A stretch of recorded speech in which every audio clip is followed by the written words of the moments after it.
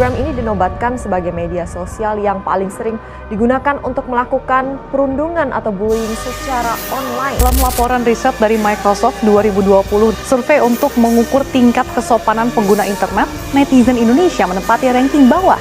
Dan bahkan netizen Indonesia dikatakan paling tidak sopan se-Asia Tenggara. Assalamualaikum warahmatullahi wabarakatuh. Halo teman-teman, perkenalkan nama saya Naila Hana Mirjana dari Universitas Negeri Jakarta, Fakultas Ilmu Keolahragaan dan Kesehatan, Program Studi Olahraga Rekreasi dengan NIM 1605-625047. Di sini saya akan membuat video edukasi mengenai etika bermedia sosial.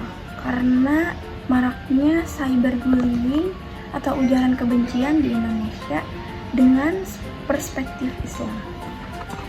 Perkembangan teknologi telah membuat media sosial menjadi bagian yang tidak terpisahkan dari kehidupan kita. Melalui media sosial kita dapat berkomunikasi, berbagi informasi, bahkan menyampaikan pendapat dengan sangat mudah. Namun di balik kemudahan tersebut muncul permasalahan baru, yaitu cyberbullying atau perundungan di dunia maya dan ujaran kebencian. Fenomena ini semakin mengkhawatirkan karena dapat menyerang siapa saja, mulai dari pelajar, mahasiswa, hingga tokoh publik.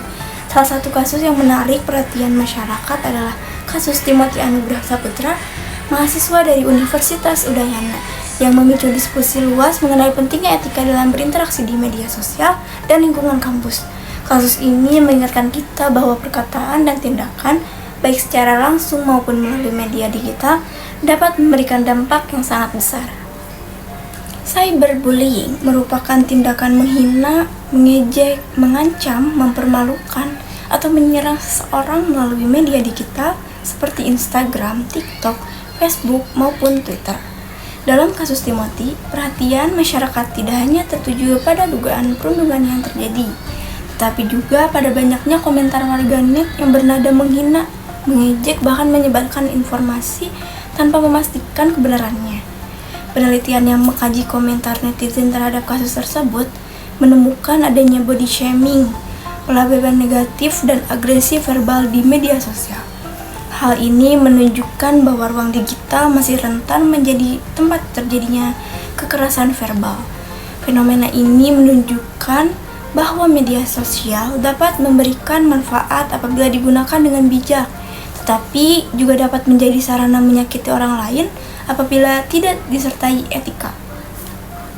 Menurut saya, penyebab utama maraknya cyberbullying bukan hanya karena perkembangan teknologi, tetapi juga karena rendahnya kesadaran masyarakat mengenai etika digital. Banyak orang merasa bebas berkomentar karena tidak berhadapan langsung dengan korbannya. Akibatnya muncul anggapan bahwa komentar kasar hanyalah candaan. Padahal bagi korban, kata-kata tersebut dapat menimbulkan tekanan psikologis yang berat. Selain itu, masyarakat seringkali terburu-buru mempercayai dan menyebarkan informasi yang belum tentu itu benar. Padahal, setiap unggahan dan komentar yang kita buat dapat memengaruhi kehidupan orang lain. Sebagai mahasiswa, kita seharusnya menjadi contoh dalam menggunakan media sosial secara bijaksana, dengan berpikir sebelum menulis, memeriksa kebenaran informasi, dan menghormati perbedaan pendapat. Islam mengajarkan bahwa setiap muslim wajib menjaga lisan dan perkataannya, termasuk ketika berkomunikasi melalui media sosial. Dalil pertama dalam Al-Quran Surah Al-Hujurat ayat 11, Allah berfirman, "Janganlah suatu kaum mengolok-olok kaum yang lain, boleh jadi mereka lebih baik daripada mereka." Ayat ini mengajarkan bahwa menghina, mengejek, atau merendahkan orang lain merupakan perbuatan yang dilarang. Dalil kedua, dalam surat Al-Hujurat ayat 12, Allah berfirman, "Janganlah kamu mencari-cari kesalahan orang lain dan jangan menggunjing satu sama lain." Ayat ini mengingatkan kita agar tidak mudah menyebarkan aib maupun informasi yang dapat merugikan orang lain.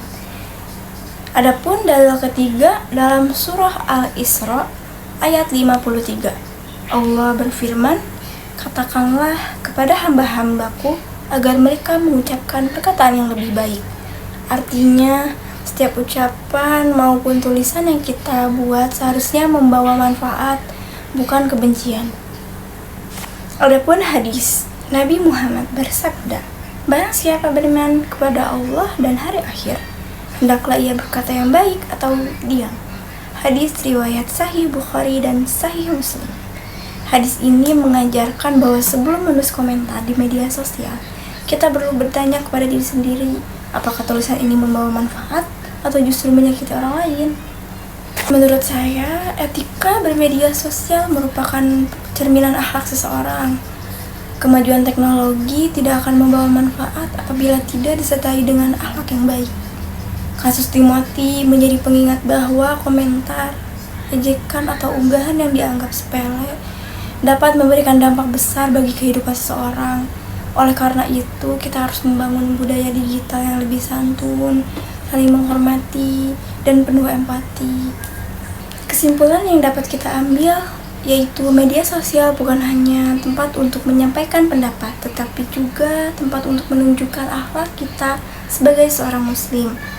Mari kita membiasakan diri untuk berpikir sebelum berkomentar, memverifikasi informasi sebelum membagikannya, serta menggunakan media sosial sebagai sarana menyebarkan ilmu, kebaikan, dan kasih sayang. Semoga kita semua mampu menjadi generasi yang cerdas secara digital sekaligus berakhlak mulia. Sekian video dari saya. Mohon maaf jika ada kekurangan. Semoga bermanfaat. Wassalamualaikum warahmatullahi wabarakatuh.